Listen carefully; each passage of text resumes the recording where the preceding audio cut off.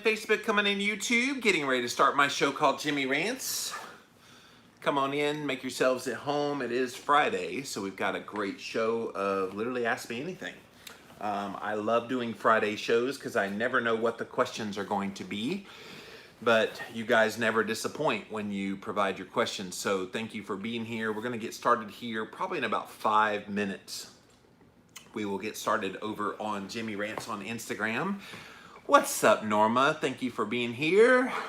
Got a great show in store. Yay, Friday. Yes, it is Friday. It is beautiful sunshine out there today.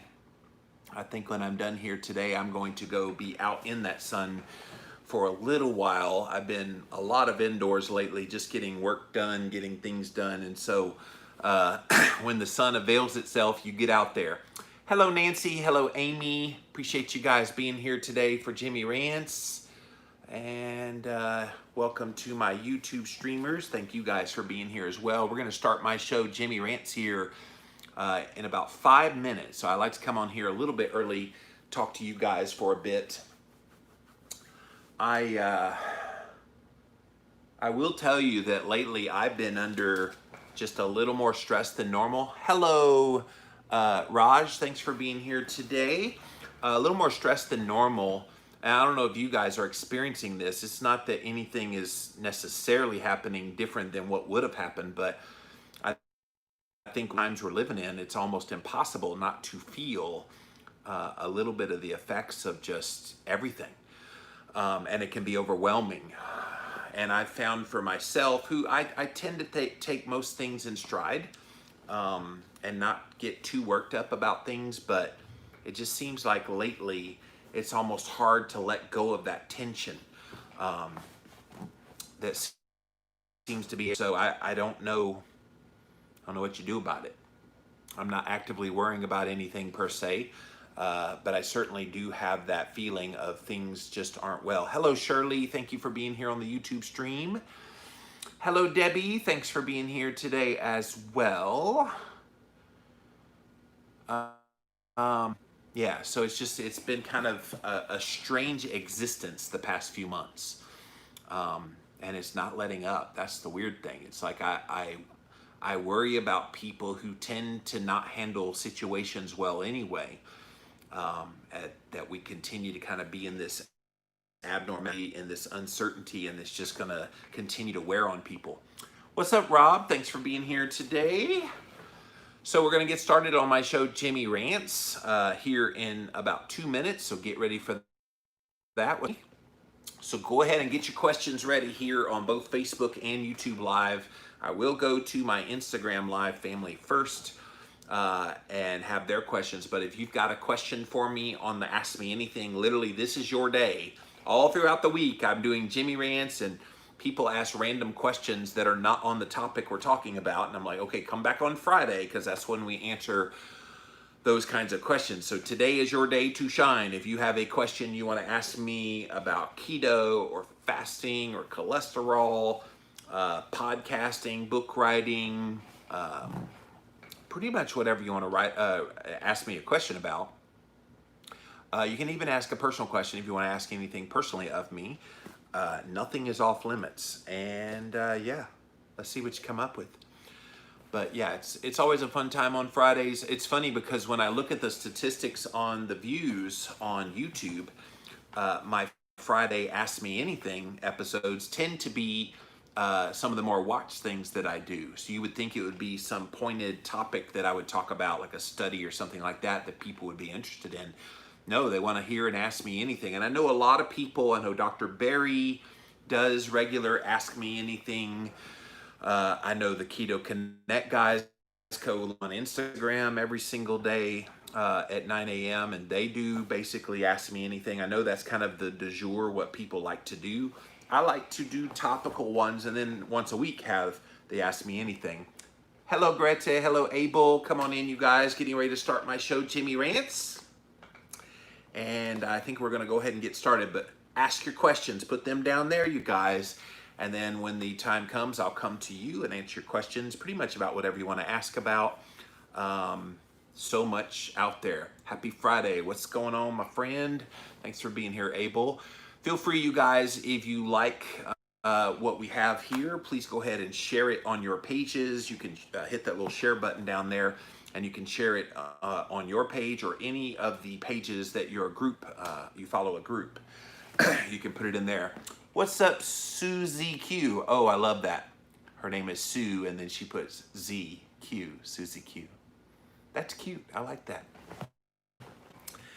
All right, guys, let's get started here.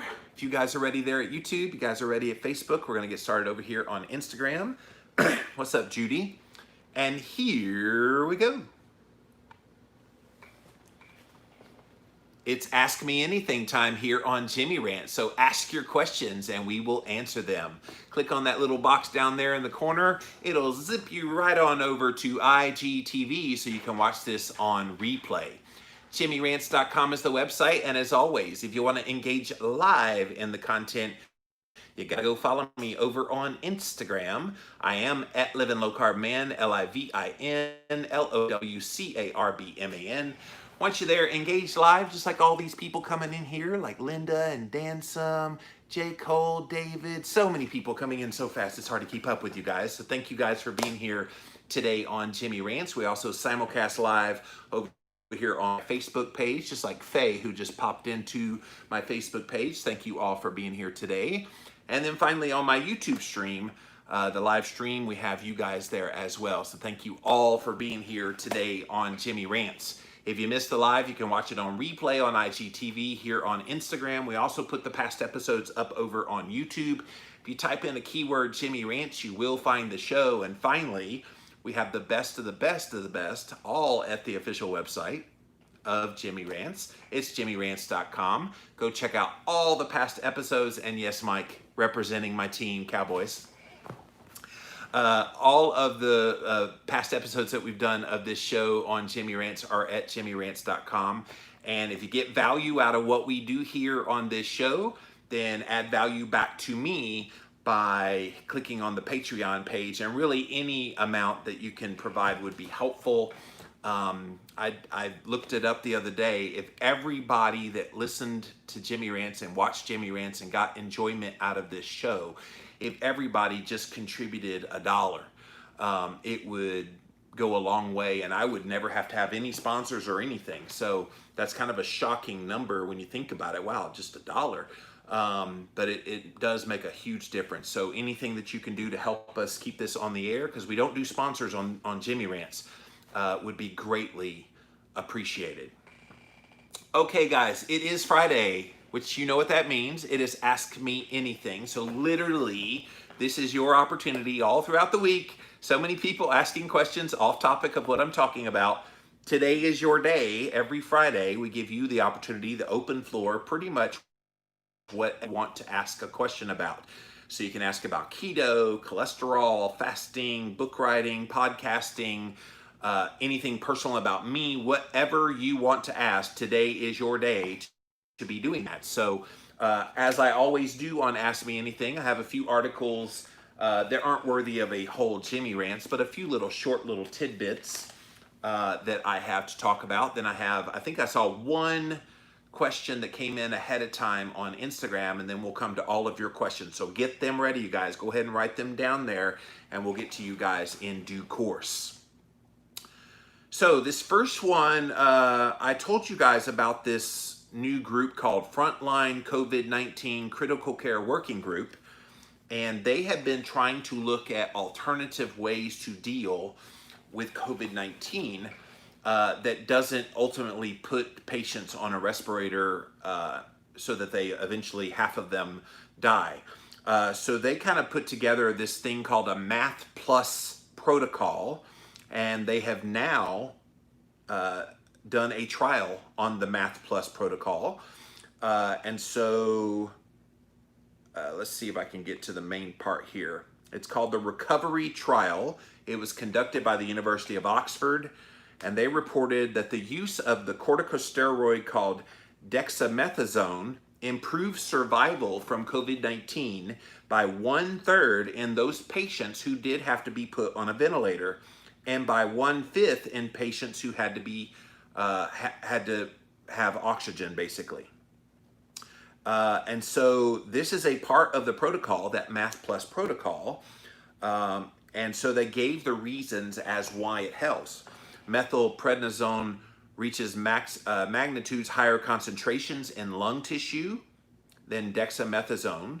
And based on analysis of the inflammatory gene activation patterns induced by COVID-19, methylprednisolone gene suppression activity most closely matches this, suggesting a higher efficacy when it's used in COVID-19 therapy. And the dose in the recovery trial was modest and likely insufficient for more severe cases. So in other words, some of the more severe cases maybe boost that amount. But it's good news because pretty much once they go on the ventilator, they're pretty much left for, okay, if they survive, they survive. If they don't, they don't. Here now is a study that's showing, hey, look, this is a therapy we should be giving good credence to. Now, I interviewed one of the members of this, is Dr. Keith Berkowitz. I've had on, I believe he was on Real Talk when this came out. No, it was the Living La Vida Low Carb show. I did air something as well. Anyway, I had him on several months ago, and he was talking about how this is a powerful therapy for these patients that have the most severe cases of COVID-19. And you don't hear anybody talking about that in the mainstream. And so why not bring it to the attention of you guys here today? Speaking of COVID-19, did you hear about hydroxychloroquine? It was approved by the FDA to be used with COVID-19 patients.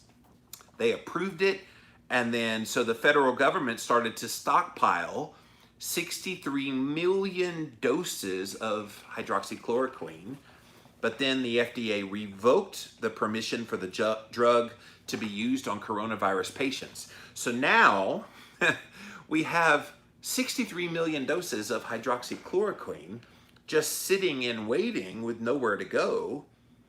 And it's a shame that drug is sitting there.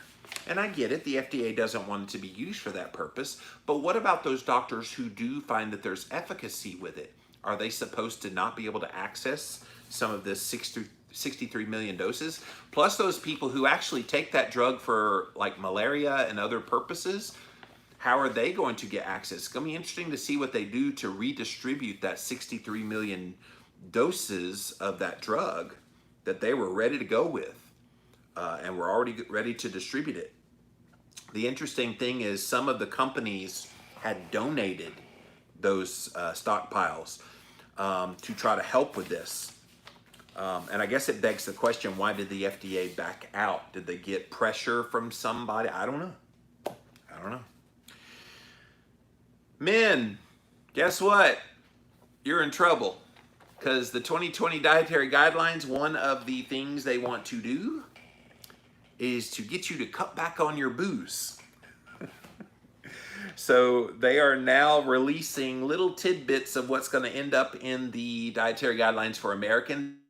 This is me, so they come out with it later this year. They're supposed to come out with like a preliminary report next month, and I will definitely report on that when it comes out. But one of the things that came out is, for those who drink alcohol, recommended limits for better health are now 1 drink per day or less for both men and women. They say that this would, the limit of 2 drinks per day had a modest but meaningful increase in death rates, so that now they're backing it down to 1 per day. So isn't that interesting? So what's funny is, what about those people that have like 6 or 8 a day? Nobody's paying attention to the dietary guidelines anyway, but that's one of the recommendations. They want you to cut back on your booze. And then finally, I found this study, you guys, because a lot of people are wearing masks right now. Did a study way back in the late 1970s about what happens when, did 2 studies back then. What happens when you wear a mask? And when you go out in public, how does it change your behavior? And so Purdue University in 1979 had a couple of psychologists who did a study looking at how a mask affected the chance of breaking the rules of 58 kids while they were trick-or-treating on Halloween. And what they found was 62% of the children who wore masks broke the 2 pieces of candy limit. In other words, they felt a little more confident that they could get away with it, compared with only 37% who had their faces visible. In another study from 1976 out of Western Illinois University, they wanted to see if a mask would affect college students' willingness to walk around on their campus in the cafeteria having a banner that says, and don't get offended by this, "Masturbation is fun." Some students were told they could wear a ski mask that would cover everything except for their eyes, while others weren't given any option at all for a mask. Not surprisingly, the ones who were allowed to wear a ski mask were willing to carry the sign for much less money, just under $30 on average for the mask wearers and almost $50 for the people not wearing a mask. So it's very interesting. Behaviorally, right now, people are being asked to wear a mask because of COVID-19 and the health concerns, blah, blah, blah. But how much of wearing a mask might be causing them to do a little more nefarious activity because they're emboldened being behind a mask? And I've thought about that seriously. Like, all these people wearing a mask, all you see is their eyes. And what if they wear a mask and wear sunglasses? Then you don't see their eyes. It would stop somebody from using this COVID-19 crisis as a way to conveniently steal something or do some other criminal activity, and there'd be no way to facially identify them. It's kind of a concern if you stop and think about it.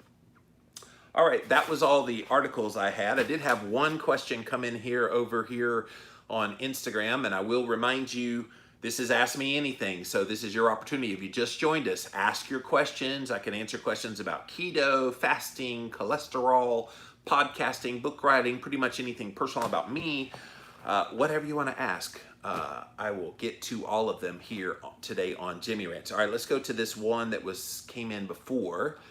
And this was a great question. Can you see a low-fat, low-carb diet working for a person who has hit a plateau? Okay, thank you, Danielle, or excuse me, Daniel. Great question, and this is something that commonly comes up. Well, if someone is eating a ketogenic diet and they're not losing weight and they're on a plateau, it obviously means that they're over-consuming calories. And so therefore, if they're over-consuming calories on a low-carb, high-fat diet, then the best way to lower the calories is by cutting fat, okay? And it seems logical. And I don't think it's the worst idea in the world to slightly cut back on fat. My problem is when you say low fat, what does that mean? We know low carb is generally 50 grams or less, most people under 20 grams, but low fat? What do you mean by that? Like, some people would say 30% of calories or less coming from fat would be considered low fat. Some people say low fat. No. It has to be 10% or less. In fact, the dietary guidelines for Americans for 2020, they're already kind of hinting at they want fat intake to be no more than 10% of your total calories. And so how do you define low fat? Cutting back slightly on fat as a means of maybe controlling your caloric intake, if you think that that could be helpful, maybe that would be helpful. But I'm not buying into, if you have a plateau, which again, what defines a plateau? You're losing 2 pounds a week, that's not a plateau. You haven't lost weight over a period of 2 weeks, that's not a plateau. I think defining terms here would be very helpful. So if you're not losing weight with what you're doing, take a look at what you're doing, but not just what you're doing in your diet. Take a look at your lifestyle. Are you having more stress? Are you having trouble sleeping? Are you having other issues going on? So no, I don't think automatic needs to be, okay, low carb keto isn't working to lose weight, so therefore let me cut fat. That is not always the first thing you need to look at. But cutting slightly back on fat, if you want to try that as a hack, perhaps, but not draconian. I still think that if you're going to try to be keto, that you should try to keep your fat intake as a percentage of your total calories somewhere between 50 to 70% of your diet. And of course, people are like, oh my gosh, that's a lot of fat. But think about it, 9 calories per gram of fat versus 4 for carbs and protein. If you want to boost your protein a little bit, back off on your fat just a little bit, then that's fine. But we're not talking about cutting fat way down, because you'll become hungry, you'll become irritable, you'll have cravings, you'll have all of the things that you've avoided because you put yourself in a ketogenic state. So I hope that helps answer the question.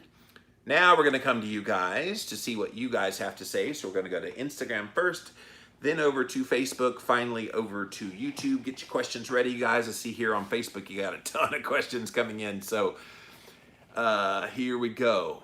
JimmyRants.com is the website. The first question comes from Marty.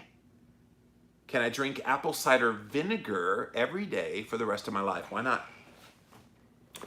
ACV has so many great properties of regulating blood sugar, blood pressure, digestion. There's so many good properties to apple cider vinegar.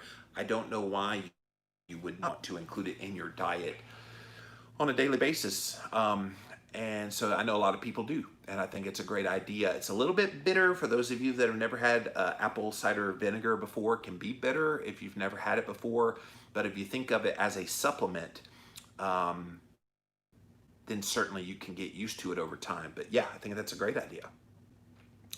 Marnie says, have you had Carnivore Yogi's egg muffins yet? Go get the recipe on YouTube. OMG, so good. Yeah, I love Carnivore Yogi. She's wonderful out there doing lots of great work. I have seen the muffin recipe. I have seen the million people who have made her muffins. I do have backyard chickens, which gives me unlimited access to eggs.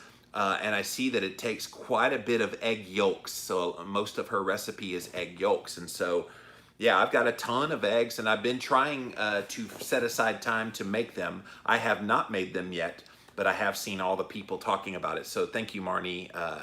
Excellent idea.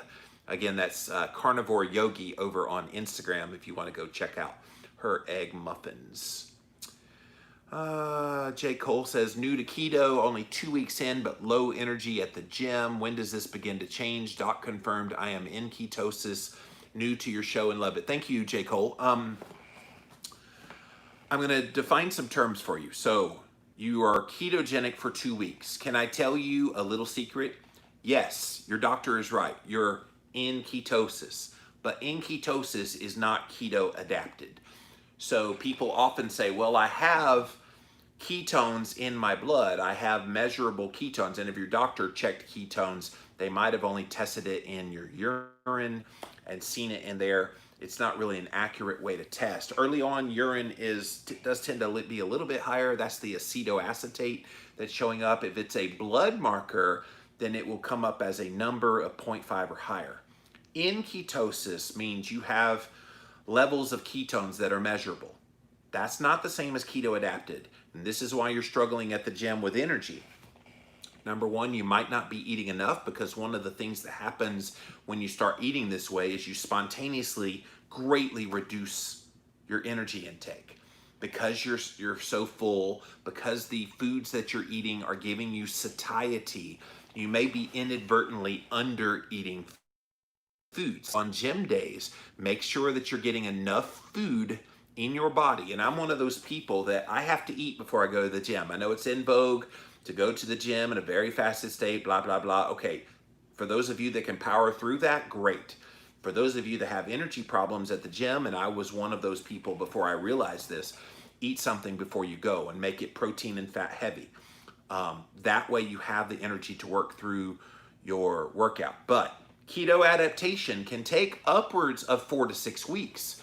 So you're just in the early stages of creating ketones, and it's going to take your body a little bit of time to get used to utilizing those ketones. And once that kicks in, then you'll find you might have more energy, that maybe you can go to a workout in a fasted state. Maybe you will be able to power through your workout. So don't worry about it right now. You're just getting going. It sounds like you're doing really good. If within 2 weeks you're already showing ketones, keep up the good work. maybe for now, eat a little something before you go to the gym. Make it protein and fat centric. Bacon and eggs works. Maybe some avocado if you wanted to add in something. But J. Cole, thank you for that question.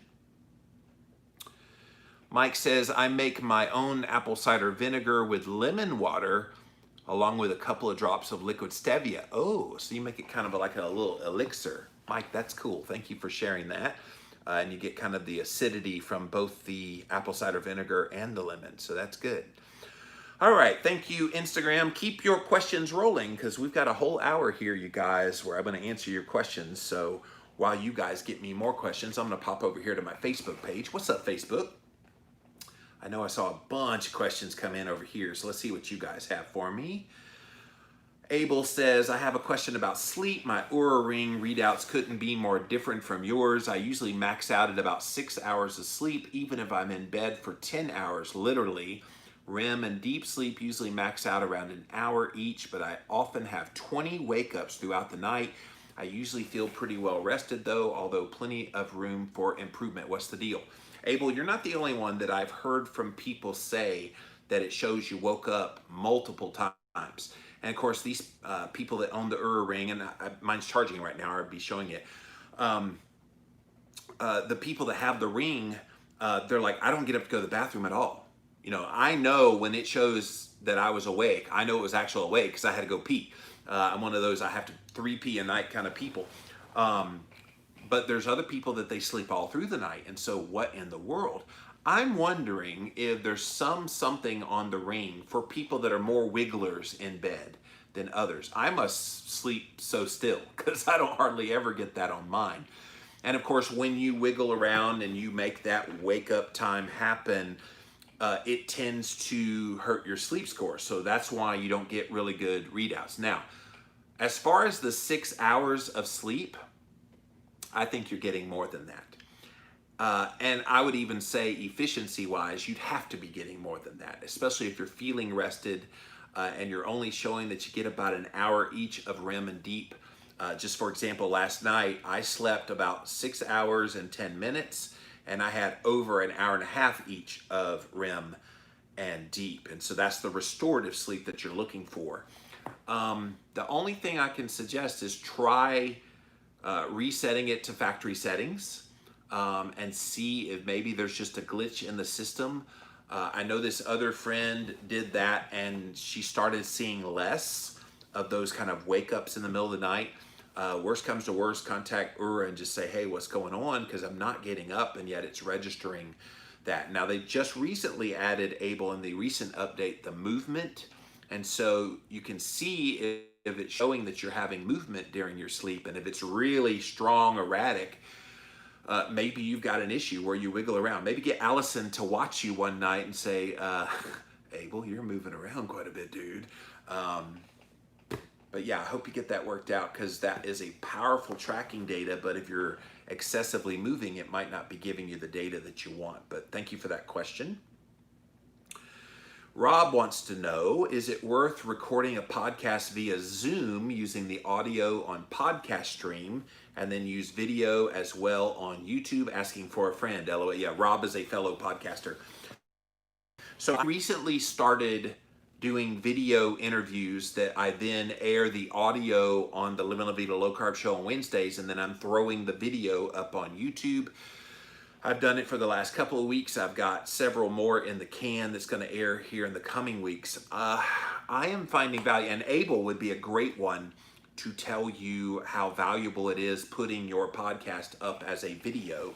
Number one, I think, and why I was attracted to it was because of Abel, actually, to do very high quality video and to show people there's human beings talking, because there's just something powerful about seeing humans talking, and you can see facial expressions while they're saying things. You can hear inflection a little bit in an audio, but for the most part, when you see video of somebody, it kind of makes it real. You got a name, you got a face.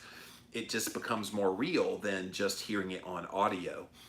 And so, yeah, I'd say go for it. You're using Zoom with the audio on podcast stream. For me, what I've been using is the Skype app on my phone over here that I use for the Instagram feed. and then they have a record button. And I just sit here in Jimmy Rant Studio. I got it well lit. Make sure you're well lit if you're going to do video. The worst thing is seeing a video and the person's in the dark, or it's just weird. Or they've got like a weird light in the background that you're just like, whoa. Like one of my guests this week, she came on there, and the first thing I saw was this big bright light. And I'm like, oh, yep, that's not going to work. Like shift, like move around. She was a little darker because of that, but it wasn't the light in the background. You don't want anything distracting you. If there's a fan going on in the background, you want to make sure there's no fan on the visual. You want the visual to just show you. Like when you guys see me here on Jimmy Rants, all you see is the background. You see the logo and all the pictures and things I have on the wall. You don't see anything that's going to distract you per se, unless a cat decides to go by. I can't help that, but they usually stay away during Jimmy Rants. I guess they're scared of hearing Daddy talk so loud. So, but yeah, I think it would be a great idea. I think it would be something worthwhile. And then you just make sure the people speak up and make sure the audio is clear. And that's it. Like I did a setting on my iPhone. If you ever use an iPhone to record video, the iPhone 11 especially, they have a setting on there that is called stereo. Well, you've got to take it off of stereo because stereo has microphones all around it. Whereas if you take stereo off, it uses the microphone at the top up there so that when I'm speaking, it goes right into that microphone and it gives good audio. So if you're watching this on the Instagram feed, the audio should be pretty good. I used to use Bluetooth mics and they're okay, but once I took that stereo setting off, then that audio sounded really, really good over there. So I'm recording all of my podcasts. The only thing with the Skype setup is when they're talking and then I'm trying to talk, sometimes you don't hear both voices, so you kind of have to get used to that. And so shift your style. If you're used to kind of having conversations, shift your style so that you don't talk over them and then they can't be heard or you can't be heard. So I'm assuming Zoom has some of those same challenges, so just be aware of that. But yeah, go for it, man. I'm starting to see the value in having your information put out there in multiple formats. Amy says, I've been keto low carb for over 3 years, lost 50 pounds, but recently put on 20 pounds, I think because of hormone. Any thoughts on how to get this weight back off? I'm on is that a patch, estrogen patch? Is that what you're talking about? To regulate hormones. I think that keeps the weight on too. I've been exercising, very frustrating. Amy, can I tell you, you're not alone in the weight regain as of late. I have put on some weight as well over these past few months. And I think the stress of everything that's happening, it's inevitable that those of us that have dealt with weight and dealt with insulin resistance and dealt with some of the ramifications of poor choices from our past, the stress of what's happening in our world right now is wreaking havoc. I wouldn't immediately just say that it's just your hormones. Yes, your hormones are an issue, but don't neglect that the stress of just everything happening in the world right now is taking its toll. Now, you try to chill, you try to do all the relaxation things and everything that you can to chill out, but I think until this pressure of everything that's going on right now starts to let up, I think it's just inevitable that some of us are going to have that, let's hang on, let's not gain. And it's not because we've eaten anything bad. I've had some people lately say, well, you need to stop eating donuts. I'm like, I don't eat donuts. Like, why jump to that? Why assume that that's the first thing that you think is happening? It's unfortunate, but hang in there. Yes, your hormones, your estrogen patch probably is contributing a little bit to this, but I wouldn't try to change too much too fast because then you become neurotic about it, which adds even more stress to the situation. I think the default, if you are frustrated and you just want to kind of go with pattern, the default is keep the carbs pretty low and just focus on fat and protein to satiety and allowing your body to tell you when it's time to eat. Trying to avoid snacking and trying to avoid some of the culprit products that you know are your triggers. And if you stay away from those things, then you should be able to at least maintain until the stress of everything going on is lifted. But hang in there, Amy. Kira says, I got my HSCRP, that is an inflammation marker, test results back, and they are CRP ultra quant value 1.4, and they say the standard range is under 5. What does that really mean if you know about this? Yes, I do know about this. 1.4 is good, so good job. Under 5, yeah, of course, mainstream standard range would be under 5. You probably want to be under 3, which you are at 1.4. Optimally, you want to see that HSCRP under 1.0. So 1.4 is not bad, Kira. You're doing a great job. And I know you've got some other health things going on. I think the other day you told me you had MS. So that could be pushing that level a little bit higher. But 1.4 is great. It means you're doing a great job in your keto diet. Keep up the good work. But yeah, it is a key inflammation marker. 5.0 is way too high. Ideally, you want it definitely under 3.0 and optimally under 1. Abel says, yes, I'm a wiggler when I sleep. But yeah, there it is. So, Judy says, what's the difference in the ring you wear, the Oura ring, and a Fitbit type of tracker? I use a Fit to track sleep and movement. When I started keto 2 years ago, I slept around 4 hours a night. I now sleep 6 to 7. Sleep makes such a difference in how you feel. Difference between the Fitbit and the Oura. I will tell you, Fitbit from like 3 or 4 years ago before Oura came out was very archaic in the sleep pattern, but it's similar, I guess is what you're saying. The Fitbit goes around the wrist primarily. I know they have the watch kind of style as well. The problem with that is, especially if you're a man, you got all these hairs and stuff that can kind of block the signal. The ring, I like the ring better because number one, it's pretty light and you don't really feel it, and I don't like things around my wrist anyway. And it's really light. The Oura ring that I have is made of titanium, so it's so light I don't even feel it most of the time. And the contact on the skin is way, way better than the contact was on the skin around my wrist. So you get more accurate readings with the ring compared to the thing. Now, by the way, they're not any sponsor or anything. I just like the Oura ring, and I think it does a good job. And it's quite durable, and it gives you a lot more than just the sleep cycle. You get body temperature and HRV and heart rate and just respirations. There's so many things you get on that, and they keep adding new things to it. So I don't know enough about the Fitbit now. I do know Fitbit has changed the look of their software to match what Oura does, so that's good. So I think it's good enough for you right now to track, Judy. But I like the Oura, and so I'm not really going to change from that. So true. If you put on weight, people think you're eating crap. Yeah, Amy, that's my lot in life. Like, everybody's like, you eat keto, you're not supposed to have fat on your body. And I'm like, okay, I wish there was a way I could get people to come live inside this body. And the assumptions that people make about those of us who still have some weight on our body, it's incredible that you jump straight to you must be eating junk food. And it's a product of our society. And by the way, next week on the Live and La Vida Low Carb show, I have an expert coming on the show. This is no lie, you guys. We fat shame people. You want to know where that came from? And it's going to shock you with today's culture and what we're talking about. We fat shame people today because it used to be a way to racially be discriminatory towards black women. I'm not kidding you. That sounds so absurd, but fat shaming originally started with black women.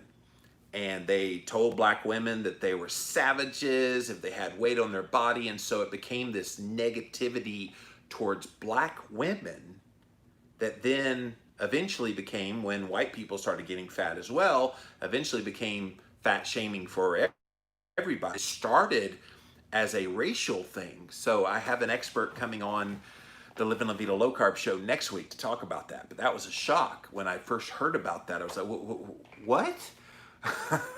But it's amazing. It's really amazing. Thank you, Facebook. Let's pop over to my YouTube channel. I know I saw you guys bring me a few questions over here.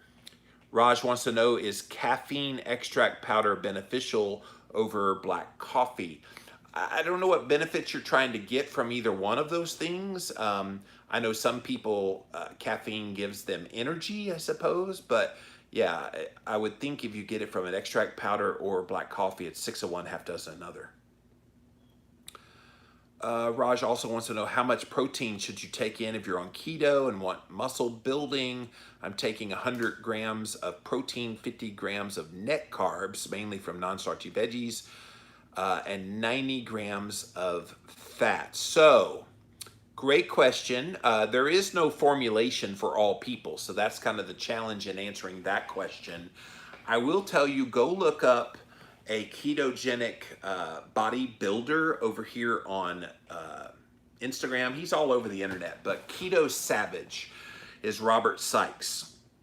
He is a bodybuilder who does competitions, and he is a low carb, high fat bodybuilder. He has this reverse dieting kind of concept, and it's all predicated on eating a high fat diet and then slowly titrating back on calories and back on fat, and then you, once your show is done and you've leaned down and everything, you go back up again. So look up Robert Sykes. But your macros look pretty good to me.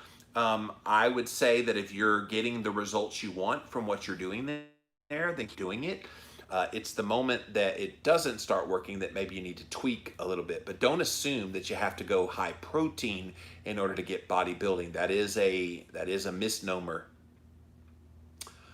I've heard that a calorie deficit causes slow metabolism. Is it also true if we reduce calories in the case of IF and keto? Also tell us the methods to boost metabolism. Wow, that's a lot of questions. I addressed last Friday on Ask Me Anything about why fasting is not the same as calorie restriction. Because when you're fasting, you're taking in no food at all. You're taking in really nothing but water and salt. So even in an intermittent fast of let's say 18 hours in a day, you're doing water and salt. As long as you're taking in no calories, then you're eating within a 6-hour window. In those 6 hours, you're getting the calories you need for the day, and then you're fasting for the 18 hours. So there is no calorie reduction, there is no calorie restriction involved there. I would say if you're intermittent fasting and calorie restricting, you're setting yourself up for failure. You're setting yourself up for hunger, cravings, and at some point you're going to want to binge. And so don't do that. This is why when you intermittent fast, when you fast, when you feast. So in that 18 hours, totally fast, no food, no calories. Then in that 6-hour window, you eat all the adequate calories for the day. Okay? So I think that would be helpful. Now, as far as how you boost your metabolism, there's so many things you can do. Stick around on Jimmy Rants. We talk about it all the time. Johnny says, tips on how to stop a carb binge. It seems like I go 4 or 5 days, then something comes over me and I end up having a huge cheat binge. Can't break the cycle. And I would ask you, why do you cheat? And I would say you probably have still some emotional attachment to some foods, and or you haven't learned how to manage your emotions in the moment without food. A lot of us that became obese, the reason we got that way was because whenever we got upset or whenever we were stressed or whenever we got emotional, we would eat to comfort ourselves. This is why they call things comfort foods. So I would say the best thing that you can do is try to come up with ways to comfort yourself that don't involve food. If that means treating yourself, going to watch a movie, or doing something fun with your family, just anything that would basically treat you without having food involved.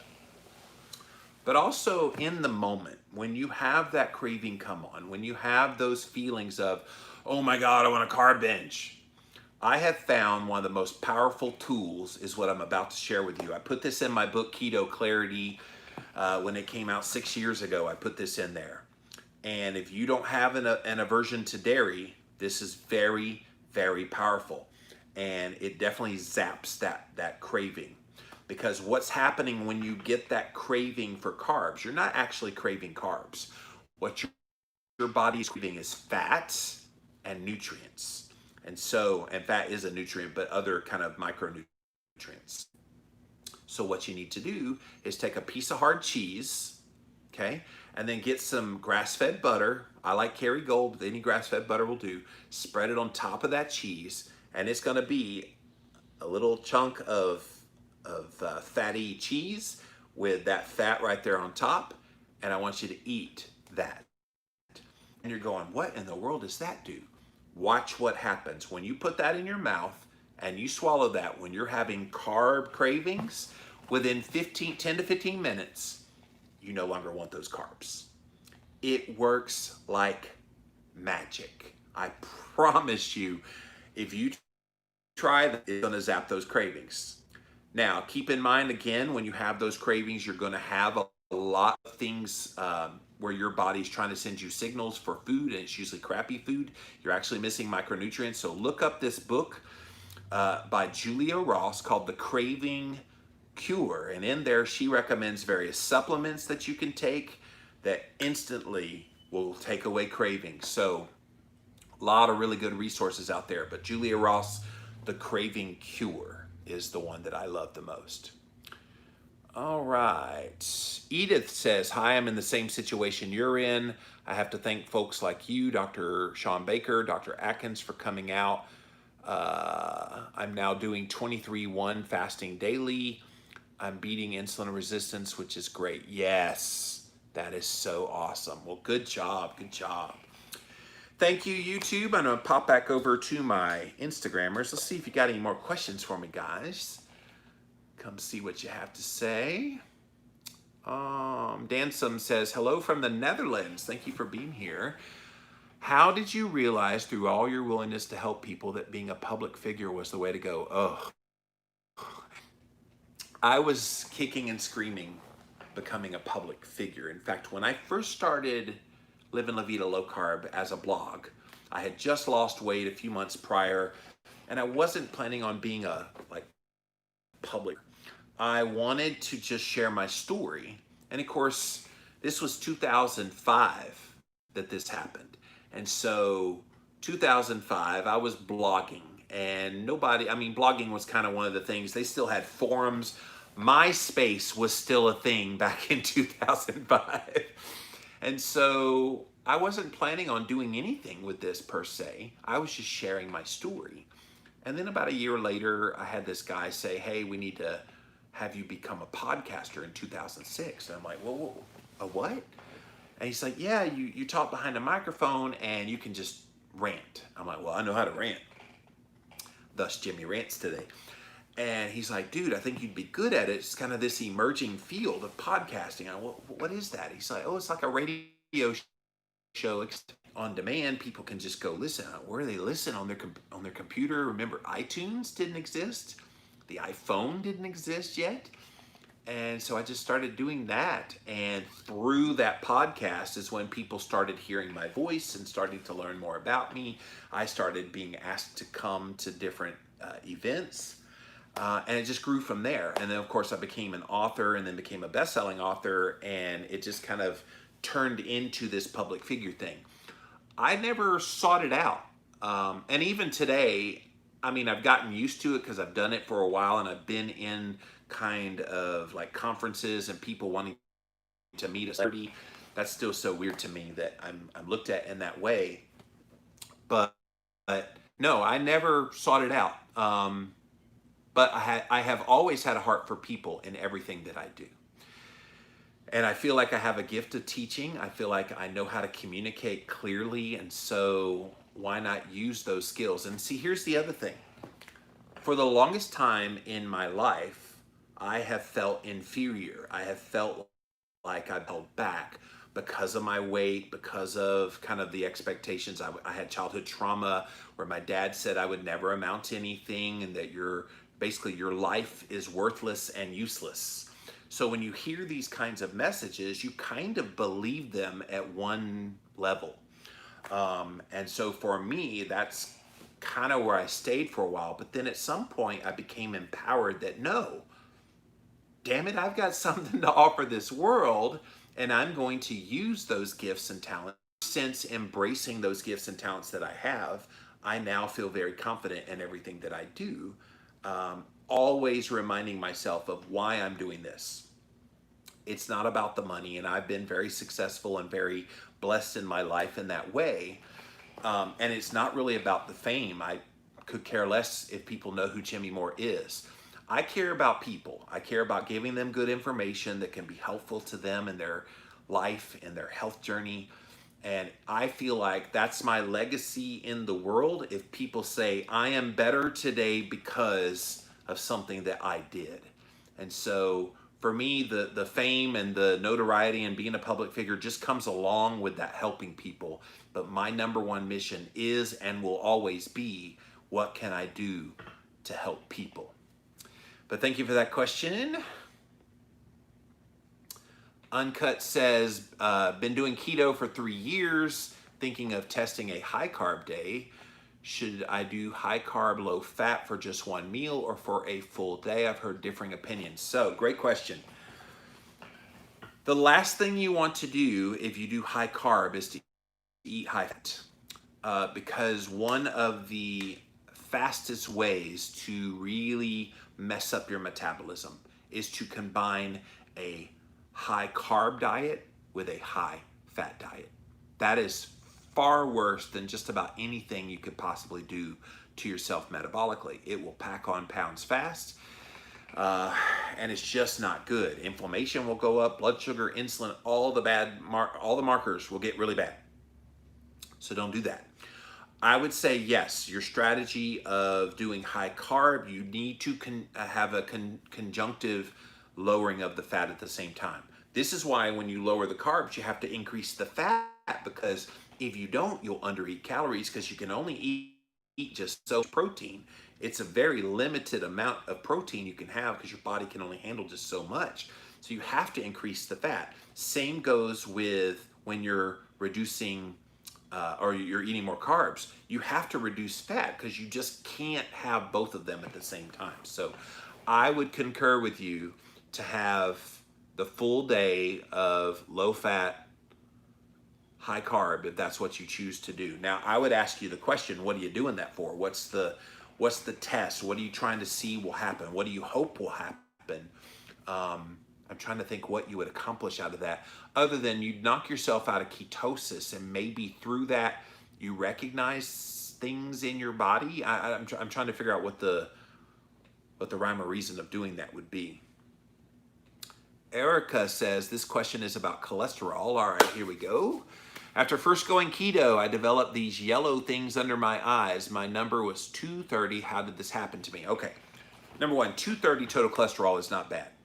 But that thing under your eyes, that is a condition, and you can definitely Google it because it's a big, long, fancy, schmancy name. But it is a condition that sometimes happens to people. Now, 230 is not normally where that would happen.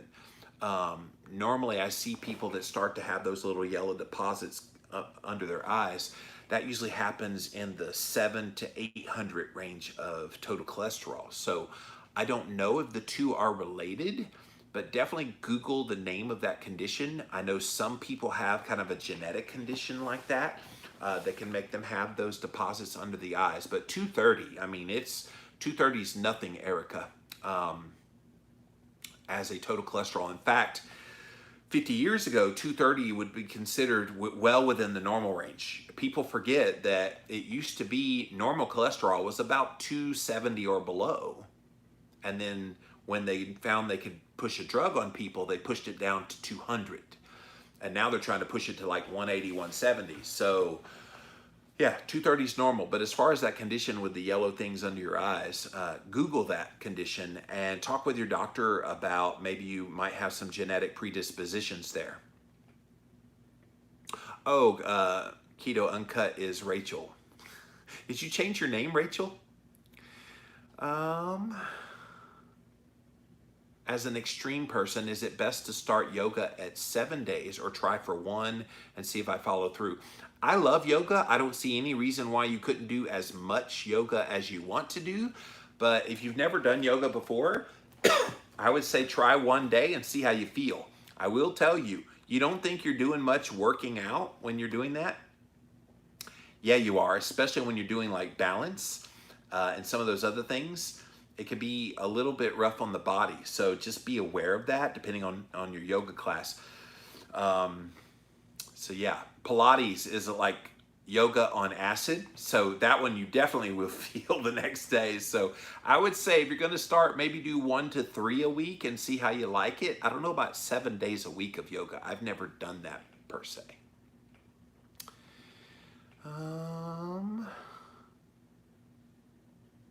Switch, Rachel said. Rachel, answer my questions about what the purpose of cycling in a high carb day would be, because I'm really interested in seeing why you want to do that. But let's see if we have any other questions. I don't see any new ones over here on Facebook. See if you guys got me any more over here. Oh, you did. What fat belly remedy books do you recommend? Fat belly remedy. That's always so funny to me because it's like, I mean, there's so many of those things. I know Dr. William Davis wrote Wheat Belly many years ago, and he contends that most of the people who have a belly, it came from wheat. I mean, there's so many ones out there. I would just say find one and see if it jives with what you already believe.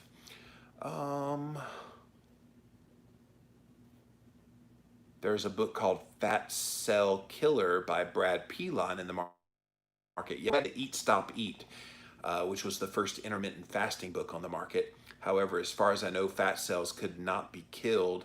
What's your opinion? And if yes, how? No, in fact, every study that I've ever seen about fat cells is they remember when you were fat. And that really the only way to get rid of some of those fat cells, and it's a little draconian and I would never do this, but is to have liposuction and remove those fat cells. So if you remove them, then it's hard for them to refill with fat again. Again, that's pretty draconian in my opinion. I would never go to that extreme.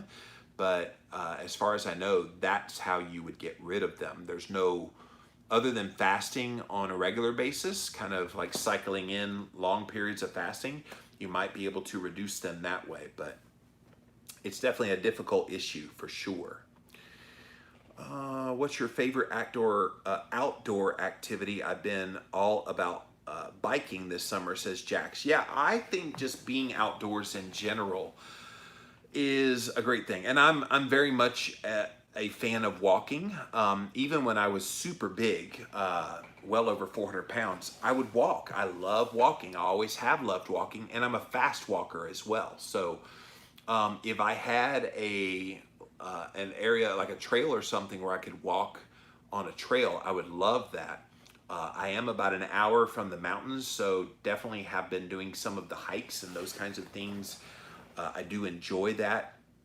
I just enjoy watching the scenery while you're walking around and hiking. It's just, it's a good way to do it. But really anything outside, you get the fresh air, you get the sun, you get all the components of that are healthy. So Erica says, thank you. I'm afraid of going to the doctor again. They didn't even go over the results with me, talking about her cholesterol, just prescribed meds I didn't take, but I am discouraged. Well, I'm sorry you're discouraged. And there's a good reason why your doctor recommended taking drugs for your 230 total cholesterol, and it has nothing to do with your health. So I did write a book about that, by the way, called Cholesterol Clarity, What the HDL is Wrong with My Numbers. If you want to pick up a copy of that. Chapter 10, I talk about why your doctor is so clueless about cholesterol. But definitely Google that little yellow stuff under your eyes, because it is a specific condition. Jenny says, extreme dangerous inflammation kills fat cells and the black necrotic tissue just stays there, not the results you want. Ooh. Thank you for that, Jenny. I think I saw another one come in over here on YouTube. You guys are coming hot and heavy with the questions now. Thank you for that. Edith says, I'm insulin resistant, PCOS, type 2 diabetes. Some say it's my hormonal imbalance, but I was dumb enough to let plant-based people guilt me into thinking I'm still sick despite a 150-pound drop. Well, if you're still sick and insulin resistant, PCOS, and type 2 diabetic, the best way to eat is keto. All of those things are signs of insulin resistance. PCOS and type 2 diabetes, they're insulin resistance. I did a Jimmy Rants here the other day, and I posted like a little snippet of it here on my stories on Instagram earlier, where when we talk about heart disease, we talk about PCOS, we talk about type 2 diabetes, we talk about obesity, all of these things we like to classify as all these different diseases. They're the same disease, and every single one of them is insulin resistance. And so the moment we forget that insulin resistance is the key in all of them, we can't do anything about the underlying problem. And so the underlying problem is insulin resistance. But the problem with that is doctors don't know what to do with insulin resistance because they've not been trained in nutrition, which is the answer to insulin resistance. There's other things you can do for insulin resistance, but if you don't change your diet and you don't get the carbs low and you don't put your body into a fat burning state, then you can't possibly overcome the insulin resistance. There's no drug that's going to help. You know, they try to put diabetics on metformin, and metformin's a great drug for what it does, but you could mimic the effects of metformin very well if you went keto before you develop type 2 diabetes. So it's not an easy answer.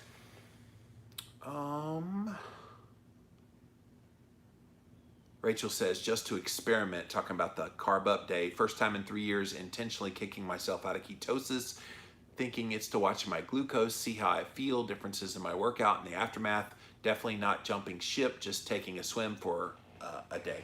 Hey, that's great. And you know I'm all about N=1 experiments. I definitely want to hear how you do. I'm going to predict you're going to feel crappy. You're going to be more hungry. You're going to have a propensity to want to snack. You will see a high fluctuation in your blood sugar, depending on what you eat. It will go very high in the blood sugar. You might even see some hypoglycemia. So I predict it's going to be a crash and burn, and you're going to realize, oh my God, why did I ever leave you keto? So let me know how that goes. All right, guys, that's it for this Ask Me Anything. It's always fun to come here on Friday, see what you guys have to say, what's on your mind. Maybe I need to let all this flat belly stuff go, given that diabetes is more a top priority. Thank you for that, Edith. I think we put too much emphasis on needing to be a certain size when people forget you need to be a certain health. And if you get your health in order, and I'd said this on an interview the other day, if I could keep my brain health and keep my brain sharp as I age and all the way to the day that I die, I don't care what my weight is. I don't care what anything else is happening. If I'm able to be healthy, and if you can't have good brain health if you're not healthy, and you can't stabilize your blood sugar if you're not healthy, and you can't control your insulin levels if you're not healthy, and you can't control inflammation levels if you're not healthy. And if that means you have a little bit extra weight on your body and yet you're still having all those good things happening in your body, you're doing good things. And I think we put all of our eggs in the basket of success or failure based on what our given weight is. And that kind of mentality needs to come to an end. But Ask Me Anything. That was fun today. Thank you guys for being here today. And as always, engage live right here on Instagram. I am at Living Low Carb Man, LIVINLOWCARBMAN. We also simulcast live over here on my Facebook page as well as on my YouTube stream. Thank you all for being here today on Jimmy Rants. If you missed the live here on Instagram, it is on IGTV, so just pop on that and watch the replay of about the past 35 or so episodes are up on Instagram TV, IGTV. We also put the past episodes up over on YouTube, so type in a keyword Jimmy Rants, you will find the show. Finally, we have all the episodes listed at jimmyrants.com, so watch them there. And while you're there, if you like what you see here and you get value out of what we do here, definitely, if I add value to your life, add value back to my life, click on that Patreon link, and any donation you provide is greatly appreciated. So guys, that's it for now. Happy Friday, and we'll see you again soon. Bye. All right. This is how you do it. Thank you guys for being here. I am going to try to go out there. It looks like the clouds have come back, so I'm going to try to get some sunshine today. yeah, got a lot of things to get done over the weekend. So whenever I do Jimmy rants on Friday, I always kind of feel like, okay, now I can breathe a little bit, because all during the week it's like go go go go go go go go go go go, and then Jimmy rants is over on Friday, and it's like until Monday morning, and then it starts all over again. So thank you guys for being here. We'll be back again soon. Bye. Bye, YouTube.